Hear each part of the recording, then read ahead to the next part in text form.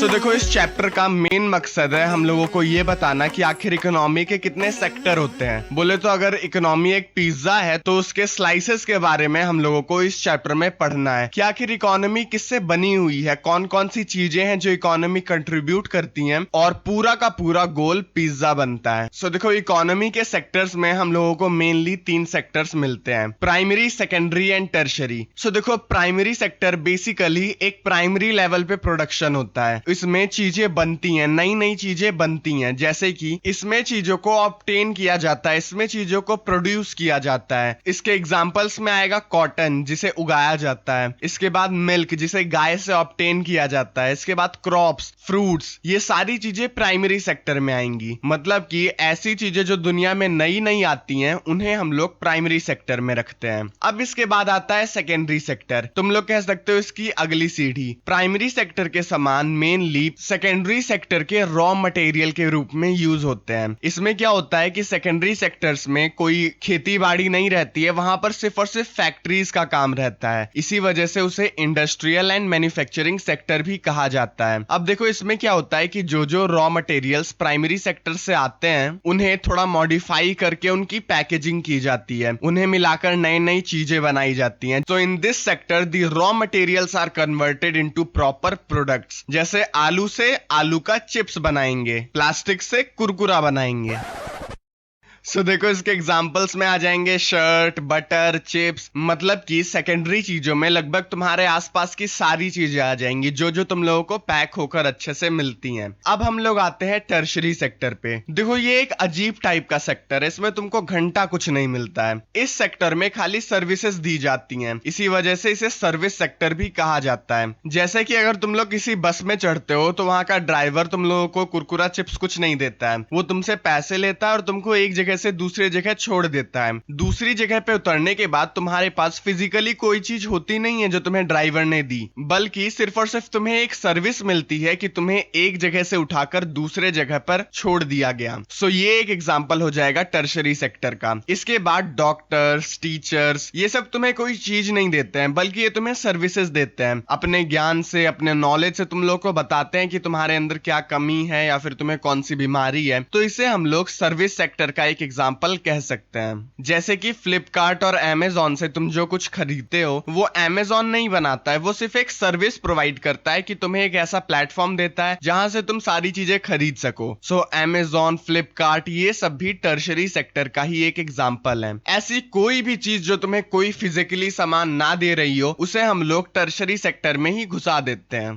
अब देखो, primary, secondary और टर्शरी ये मेनली मिलके बनाती हैं इकोनॉमी। और इकोनॉमी को कैसे नापा जाता है? जीडीपी से। देखो, अगर इकोनॉमी के बारे में उतना नहीं पता है तो मैं तुम लोग को बता देता हूं। देखो, अगर किसी कंपनी के ग्रोथ को देखना है तो हम लोगों को देखना पड़ेगा कि उसकी इकोनॉमी कितनी है, मतलब उसके अंदर वर्थ कितनी है, उसके अंदर कितने सर्विसेज, कितने प्रोडक्ट्स हैं, उस कंट्री के पास आखिर पैसा कितना है, वेल्थ कितनी है, उस कंट्री में जितने काम हो रहे हैं उसकी वर्थ कितनी है। इन सभी के नापने को हम लोग इकोनॉमी कहते हैं और इन सबको मेजर किया जाता है जीडीपी से, ग्रॉस डोमेस्टिक प्रोडक्ट। इसमें क्या होता है कि एक साल में जितनी भी फाइनल गुड्स बने और जितनी सर्विसेज दी गई उन सबको कैलकुलेट करके जोड़ा जाता है और जितना वर्थ आता है उसे हम लोग जीडीपी कहते हैं। For example, GDP of a country is equal to GDP of primary sector plus GDP of secondary sector plus GDP of tertiary sector. तो अगर हम लोग इन तीनों का जोड़ लें कि इनके गुड्स और सर्विसेज का प्राइस कितना होता है तो हम लोगों को कंट्री की जीडीपी पता चल जाएगी। अब देखो, इसमें क्राइटेरिया रहता है कि फाइनल गुड्स एंड सर्विसेज को ही जोड़ा जाता है। जैसे कि ये नहीं कि तुम प्राइमरी सेक्टर में आलू को जोड़ लिए और सेकेंडरी सेक्टर में तुम जाकर चिप्स को भी जोड़ रहे हो। अगर आलू से चिप्स बना है तो तुम लोग at the end product, final product ही जोड़ोगे। मतलब कि आलू तुम लोगों का प्राइमरी सेक्टर की जीडीपी में नहीं जोड़ा जाएगा, वो जोड़ा जाएगा सेकेंडरी सेक्टर के जीडीपी में। सो देखो, कुल मिलाकर किसी भी कोने में रहेगा वो एक थाली में, मतलब कि वो कंट्री की जीडीपी, कंट्री की इकोनॉमी को ही बढ़ाएगा। आएगा। अब देखो चलो हम लोग ये प्राइमरी सेक्टर और टर्शरी के जो खिचड़ी है इसे थोड़ा और समझ लेते हैं इसकी हिस्ट्री देखकर। देखो पहले भारत एक कृषि प्रधान देश था। यहाँ पर एग्रीकल्चर्स होते थे और लगभग सभी लोग, हर गांव कस्बे के लोग यही खेती बाड़ी पर यकीन करते थे, खेती बाड़ी करते थे। इसी वजह से हिस्ट्री में बहुत पहले के टाइम से ही प्राइमरी सेक्टर एकदम टॉप पे था। इसके बाद बहुत ही कम कुछ कुछ जगहों पर सेकेंडरी प्रोडक्ट्स बनते थे, जैसे कि नए नए शर्ट्स आना शुरू हो गए थे पहले के टाइम पे। फिर इसके बाद कपड़े बनाकर बेचे जाते थे। तो ये सारी चीजें सेकेंडरी सेक्टर में आती हैं। इसी वजह से पहले के टाइम में सेकेंडरी सेक्टर भी सेकंड नंबर पे था। इसके बाद आता था टर्शरी सेक्टर।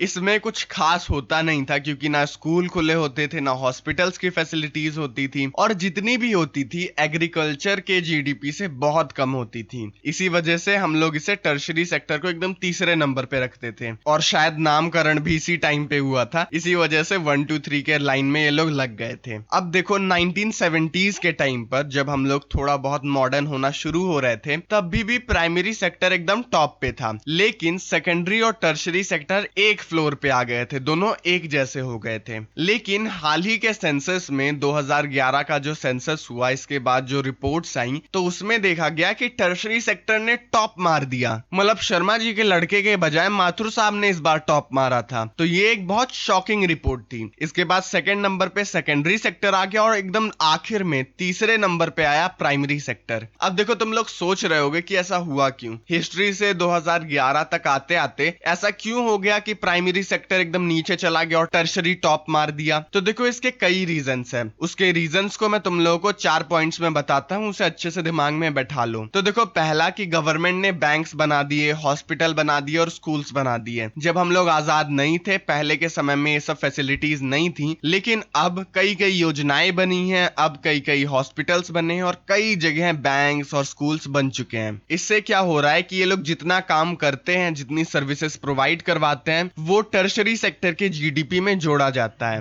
इसके बाद दूसरा पॉइंट कि देखो अमीरी आई है, पूरा देश धीरे धीरे अमीर हुआ है। पैसे की कीमत देशवासियों के सामने धीरे धीरे झुक रही है। लोगों के पास प्रॉपर इनकम आने लग गई तो वो लोग उड़ाने भी लग गए, जैसे कि थिएटर्स में, इसके बाद ड्रामास देखने जाते हैं, इसके बाद झूला झमाटा हो गया। मतलब कि हर जगह अब धीरे धीरे लोग पैसा खर्च करना शुरू कर रहे हैं, अपने एंजॉय के बारे में सोच रहे हैं। यही आज से 10-15 साल पहले लोग सोचते थे कि कुछ सामान खरीद लिया जाए, कोई अच्छी चीज खरीद ली जाए, और इसके बाद देखो प्रॉपर इनकम होती नहीं थी क्योंकि खेती बाड़ी में प्रॉपर इनकम महीने की सैलरी टाइप मिलती नहीं थी। इसी वजह से खर्चा उतना नहीं हो पाता था। लेकिन अब जब लोगों को प्रॉपर इनकम पर मंथ मिल रही है तो वो लोग अपने सर्विसेज पे भी पैसा खर्च कर रहे हैं। और इसके बाद ये थिएटर में पिक्चर देखने जाने के बाद तुमको कुछ मिलता है, मतलब कोई फिजिकल चीज मिलती है? नहीं, सिर्फ और सिर्फ तुम्हें एक सर्विस मिलती है, एक जॉय मिलता है, एक एंटरटेनमेंट मिलता है। तो ये आएगी टर्शरी सेक्टर में। तो ऐसी सारी चीजें बढ़ी हैं, इसी वजह से टर्शरी सेक्टर भी बढ़ा है। देखो तीसरा पॉइंट की टेक्नोलॉजी बढ़ी है। Computers, smartphone, web, YouTube, social media, ये सारी चीजें टर्शरी सेक्टर में ही आती हैं। और क्योंकि ये जस्ट अभी अभी आई हैं, इसी वजह से उन्होंने टर्शरी सेक्टर को एक बड़ी उछाल दी है इन दोनों सेक्टर्स के आगे।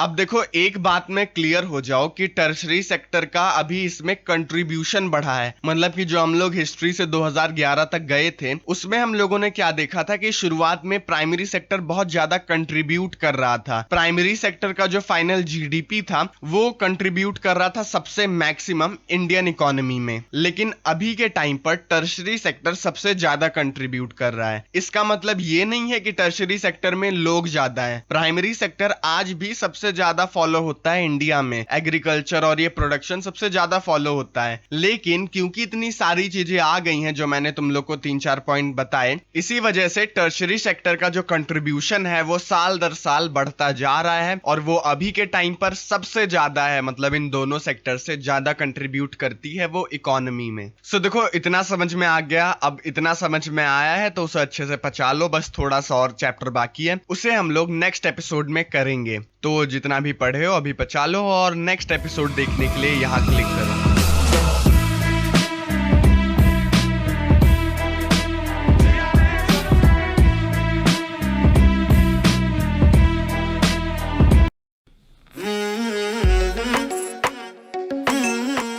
सो देखो पिछले एपिसोड में हम लोगों ने प्राइमरी, सेकेंडरी और टर्शरी सेक्टर के बारे में सुना, उसके बारे में देखा। इसके बाद कई सारी चीजें देखी कि कौन टॉप पे है, कौन टॉप में नहीं है तो क्यों है, नहीं है तो क्यों नहीं है। सारी चीजें हम लोगों ने देखी। अब हम लोग उसके आगे से अपनी कहानी शुरू करते हैं। तो देखो आगे की कहानी पढ़ने से पहले तुम्हें यह पता होना चाहिए कि डिसगाइज्ड या फिर अंडर एम्प्लॉयमेंट होती क्या है। तो देखो सीधी भाषा में डिसगाइज्ड एम्प्लॉयमेंट वो होती है जिसमें लेबर्स अपने फुल पोटेंशियल से काम नहीं कर पाते हैं। जैसे कि मान लो अगर एक फील्ड में सिर्फ 4 लोगों की जरूरत है और वहां पर 10 लेबर भिड़े पड़े हैं। इससे क्या होगा, यहाँ पर जितने भी लेबर्स हैं वो अपना फुल पोटेंशियल पर काम नहीं कर पाएंगे और इसे ही हम लोग डिसगाइज्ड अंडर एम्प्लॉयमेंट कहते हैं। ये क्यों होता है? क्योंकि लोगों को एम्प्लॉयमेंट मिलती नहीं है और जब लोगों को एम्प्लॉयमेंट नहीं मिलती तो एक ही चीज में वो लोग लगे रहते हैं, जिससे कि हमारे इकोनॉमी में कोई ग्रोथ नहीं हो पाती है। क्योंकि अगर एक जगह पर एक आदमी की जगह 10 आदमी काम करेंगे तो eight the end of the day development होगा कैसे? इसी वजह से तुम लोग सुने होंगे कि बार बार गवर्नमेंट को कहा जाता है कि आप एम्प्लॉयमेंट बढ़ाइए, जॉब्स बढ़ाइए, क्योंकि अगर जॉब्स नहीं रहेंगी तो देश का डेवलपमेंट कैसे होगा, देश के लोग इकोनॉमी में कंट्रीब्यूशन कैसे करेंगे। हाँ, वो बाल बच्चों के लिए पैसा वैसा कमाना तो अलग बात है, लेकिन अभी के टाइम पर जो लोग काम करने जाते हैं, चाहे वो 9 to 5 जॉब हो या फिर किसानी का काम हो, एग्रीकल्चरल वर्क हो, सारी चीजें सारे लोग इकोनॉमी में इनडायरेक्टली सपोर्ट करते हैं। उन्हीं से इकोनॉमी बना हुआ है। तो इसी वजह से गवर्नमेंट को कहा जाता है कि आप नए नए जॉब्स लाओ, एम्प्लॉयमेंट लाओ, जिससे कि eight the end of the day हमारा ग्रोथ हो, इकोनॉमी बढ़े। सो नेक्स्ट चीज हम लोग यही देखेंगे कि जॉब्स आखिर क्रिएट कैसे हो सकती हैं, जॉब्स आखिर बढ़ कैसे सकती हैं। सो इसका पहला पॉइंट कि गवर्नमेंट को लो इंटरेस्ट रेट पे लोन्स प्रोवाइड करने चाहिए। इससे क्या होगा, नए स्टार्टअप्स बढ़ेंगे और लोगों को सहायता होगी नए नए दुकानें, नए नए स्टार्टअप्स करने में। दूसरा कि ट्रांसपोर्टेशन फैसिलिटी बढ़नी चाहिए, इंक्रीज होनी चाहिए, उसे अच्छे से मॉडिफाई करना चाहिए।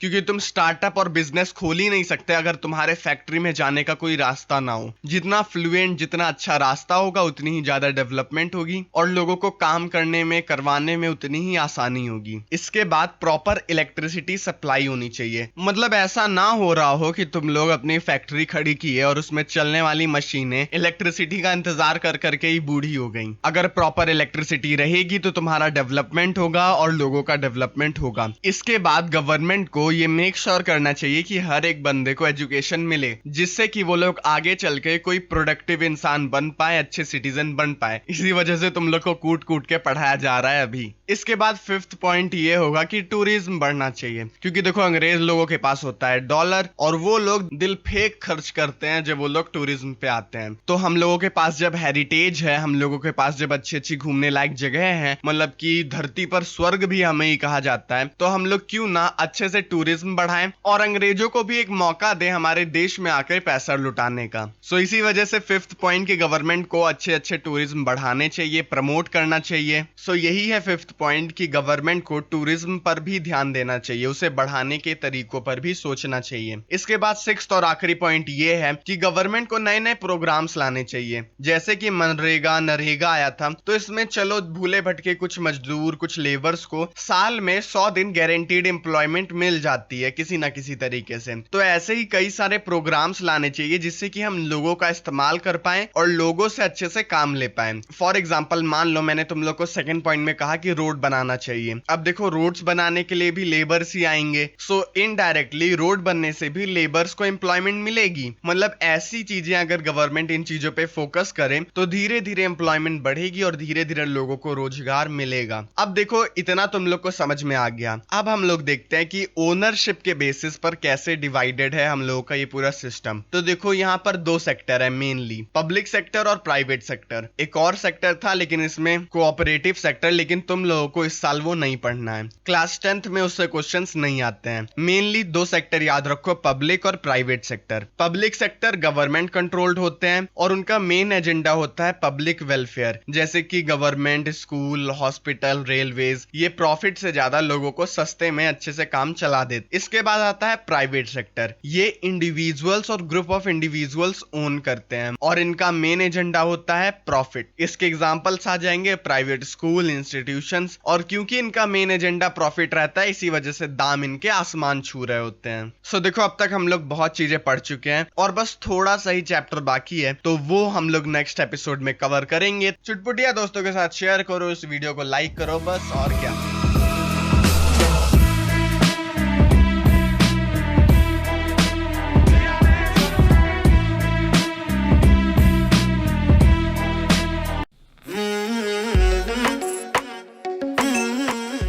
देखो पिछले वीडियो में हम लोगों ने बहुत पढ़ा था public, private, disguise, employment, unemployment, ये सारी चीजें हम लोगों ने देखी थी। अब हम लोग उसके बाद की कहानी शुरू करेंगे। इस वीडियो में हम लोग उससे आगे की कहानी शुरू करेंगे। तो देखो, अगर कोई एम्प्लॉयमेंट हो रही है तो उसको सेक्टर्स में हम लोग डिवाइड कर देते हैं, मेनली 2 सेक्टर में, organise sector and unorganise sector. Organised sector वो होते हैं जो कि गवर्नमेंट के साथ रजिस्टर्ड रहते हैं और जो गवर्नमेंट के दिए गए रूल्स और रेगुलेशंस को फॉलो करते हैं। जैसे कि मान लो अगर तुम लोग किसी स्कूल में पढ़ाने जाओगे तो तुम्हें प्रॉपर बता दिया जाएगा कि तुमको कितनी सैलरी मिलेगी, कितना घंटा तुमको पढ़ाना पड़ेगा, कितना काम करना पड़ेगा, तुम्हें कितने दिन की छुट्टी मिलेगी, ये सारी चीजें तुम्हें बता दी जाएंगी। लेकिन अनऑर्गेनाइज सेक्टर में बिजनेसेस रजिस्टर्ड नहीं होती है, मतलब गवर्नमेंट को नहीं पता रहता है एग्जैक्टली कि ये भी कोई बिजनेस चल रहा है। इसमें क्या होता है कि गवर्नमेंट का सुपरविजन नहीं रहता है और गवर्नमेंट के रूल्स एंड रेगुलेशंस इस पर नहीं चल पाते हैं। जैसे कि कहीं लोकल कंस्ट्रक्शन हो रहा है तो तुम्हें वहां पर काम करने का मौका मिल जाएगा, लेकिन तुम्हें प्रॉपर ये नौकरी टाइप नहीं बताया जाएगा कि तुमको कितने दिन छुट्टी मिलेगी, कितना तुमको काम करना पड़ेगा। तुमसे जी जान लगा के काम करवाया जाएगा और कम से कम पैसे दिए जाएंगे और गवर्नमेंट को ये पता भी नहीं चलेगा कि तुमने काम किया, तुम्हें कितना पैसा मिला। इसे हम लोग अनऑर्गेनाइज सेक्टर के काम कहते हैं, जिसमें लोग प्रॉपर बिजनेस रजिस्टर नहीं करवाते हैं, बल्कि जिन जिन बिजनेसेस में, जिन जिन कामों में गवर्नमेंट का सुपरविजन नहीं रहता है। ऑर्गेनाइज सेक्टर में दूसरी पॉइंट ये रहती है कि जॉब सिक्योरिटी रहती है, मतलब तुमको कल कोई अचानक से निकाल नहीं सकता है बिना वजह के, उसको एक प्रॉपर वजह चाहिए। वहीं अनऑर्गेनाइज सेक्टर में कोई सिक्योरिटी नहीं रहती है। इसके बाद थर्ड पॉइंट ये रहता है कि ऑर्गेनाइज सेक्टर में फिक्स्ड वर्किंग आवर्स रहते हैं और प्रॉपर वेज रहता है, मतलब कि तुम लोगों से मरमरा के काम नहीं करवाया जाएगा, एक प्रॉपर अमाउंट ऑफ वर्क लिया जाएगा जो कि गवर्नमेंट के रूल्स एंड रेगुलेशंस को फॉलो कर रहा होगा और इसके बाद तुम लोगों को प्रॉपर वेजेस दिए जाएंगे, प्रॉपर पैसा दिया जाएगा भैया, ऐसा फ्री में काम नहीं करवाया जाएगा। लेकिन अनऑर्गेनाइज सेक्टर में क्या होता है कि ना कोई रूल होता है, ना कोई प्रॉपर वर्किंग आवर्स रहते हैं। इसके बाद ऑर्गेनाइज सेक्टर में क्या होता है कि गवर्नमेंट देख रही होती है, गवर्नमेंट के अंदर सारे काम हो रहे होते हैं, उनके सुपरविजन में सारे काम होते हैं, तो इसमें पेंशन फैसिलिटीज भी होती हैं, मतलब कि तुम्हारे बुढ़ापे में भी तुम्हें सहारा देने के लिए कुछ पैसा पेंशन के रूप में तुम्हें मिलता रहेगा। लेकिन अनऑर्गेनाइज सेक्टर में जब वर्क ही फिक्स नहीं है तो वहां पर पेंशन का तो सोच ही नहीं सकते हो तुम लोग। ऑर्गेनाइज सेक्टर के एग्जांपल हो जाएंगे गवर्नमेंट जॉब्स, बैंक्स, स्कूल, और वहीं अनऑर्गेनाइज सेक्टर में हो जाएगा ढाबा, मतलब ढाबे वाले छोटू को ये नहीं पता है कि कल उसको उसका मालिक तनख्वाह देगा कि नहीं। फार्मिंग भी अनऑर्गेनाइज सेक्टर का एक एग्जांपल है। अब देखो, क्योंकि अनऑर्गेनाइज सेक्टर कोई आतंक सी चीज मुझे लग रही है तो इसके बारे में एनसीईआरटी ने भी हम लोगों को ज्यादा पढ़ने के लिए दिया है। इसमें अब हम लोग देखेंगे कि आखिर अनऑर्गेनाइज सेक्टर को हम लोग सुधार कैसे सकते हैं, कैसे हम वहां के लेबर्स को इंश्योरिटी दे सकते हैं कि तुम लोग सेफ जगह पर काम कर रहे हो। तो देखो, अनऑर्गेनाइज सेक्टर 2 जगह पे होता है, रूरल एरिया में और अर्बन एरिया में। अब गवारो ये मत बोलना कि रूरल और अर्बन एरिया का मतलब नहीं पता। रूरल और अर्बन एरिया को पढ़ के तुम लोग कंफ्यूज आ गए कि कौन सा क्या था। मैंने तुम लोग को पहले भी एक ट्रिक बताया हुआ है, अर्बन को तुम लोग ऊबर से याद कर सकते हो। ऊबर चलती है सिटीज में, अर्बन मतलब होता है सिटी। ऊबर अर्बन, इसे एकदम याद कर लो, दिमाग में बैठा लो। अर्बन मतलब होगा सिटी, क्योंकि वहां पर ऊबर्स चलती हैं, गांव में ऊबर नहीं चलती, इसी वजह से उन्हें रूरल कहते हैं। तुम लोग ऐसे ही चुटपुटिया दिमाग लगाकर किसी तरीके से अपने घुटने में सेट कर लो। और अब जो तुम लोगों को मैं पॉइंट बताने जा रहा हूं उसको अच्छे से अपने दिमाग में बैठा लेना कि गांव में ये अनऑर्गेनाइज सेक्टर को सुधारने के लिए, उसे इंप्रूव करने के लिए गवर्नमेंट को प्रॉपर चीप लोन देने चाहिए। क्यों? वहां पर बिजनेस चला रहे लोगों को सिक्योरिटी मिलेगी। क्योंकि मान लो अगर फार्मिंग तुम लोग कर रहे हो और किसी साल बाढ़ आ गई, पूरा भस्म हो गया सारा चीज, तो तुम्हारा तो धंधा ठप हो गया। अब जितनी भी तुम लोगों ने इन्वेस्टमेंट की थी वो सारी बेकार हो गई। इसी वजह से गवर्नमेंट को चीप लोन प्रोवाइड करवाने चाहिए, जिससे कि कम से कम उन लोगों के पास एक सिक्योरिटी रहे कि अगर फसल तबाह भी हो गई तो हम लोग कर्जदारों का कर्जा ऑफिशियल लोन लेकर चुका सकते हैं। इसके बाद सेकंड पॉइंट ये होगा कि गवर्नमेंट को अच्छे अच्छे गुड वैरायटी के, गुड क्वालिटी के सीड्स सस्ते दामों में अवेलेबल करवाने चाहिए। क्योंकि देखो, अगर कोई फार्मर है तो उसको अच्छे अच्छे सीड्स गवर्नमेंट से ही लेने पड़ते हैं। क्योंकि देखो, अगर फार्मर्स को अच्छी सीड्स नहीं मिलेंगी तो उन लोग का बिजनेस कैसे चलेगा। अच्छी अच्छी सीड्स नहीं रहेंगी तो अच्छी कमाई नहीं होगी, अच्छा प्रोडक्शन नहीं होगा, और at the end of the day unorganise sector की हालत बद से बदतर होती जाएगी। अब तीसरा पॉइंट ये है कि प्रॉपर इरिगेशन फैसिलिटीज अवेलेबल हो, जिससे कि उनका काम प्रॉपर और अच्छे वे में चलता रहे। इसके बाद फिफ्थ पॉइंट और कॉमन पॉइंट की ट्रांसपोर्टेशन फैसिलिटीज अच्छी होनी चाहिए, जिससे कि कहीं पर भी कोई प्रॉब्लम ना आए। अब हम लोग देखते हैं ऊबर वाले एरिया में, मतलब अर्बन एरिया, मतलब सिटी। सो देखो, अर्बन एरियाज में ये अनऑर्गेनाइज सेक्टर की जो एम्प्लॉयमेंट होती है वो अलग तरीके की होती है। गांव में ये फार्मिंग से रिलेटेड सारा अनऑर्गेनाइज सेक्टर होता है, और सिटीज में मजदूरी से रिलेटेड अनऑर्गेनाइज सेक्टर होता है। मतलब कि मजदूरों को, लेबर्स को सस्ते दामों में काम करवाया जाता है, उनसे बेतोड़ मेहनत करवाई जाती है, और फिर भी उनके पास जॉब सिक्योरिटी नहीं रहती। सो इन सब चीजों को ठीक करने के लिए गवर्नमेंट को लेबर एक्सप्लॉयटेशन के खिलाफ स्ट्रिक्ट कानून बनाने चाहिए। सेकंड पॉइंट कि उन्हें मिनिमम वेजेस सेट करना चाहिए कि अगर कौन लेबर इतना काम कर रहा है तो भैया उसको इतना पैसा कम से कम मिलना ही चाहिए। इसके बाद थर्ड पॉइंट ये होगा कि मैक्सिमम आवर्स की एक लिमिट होनी चाहिए, कि ये नहीं कि अगर फ्री का मजदूर मिल रहा है तो उससे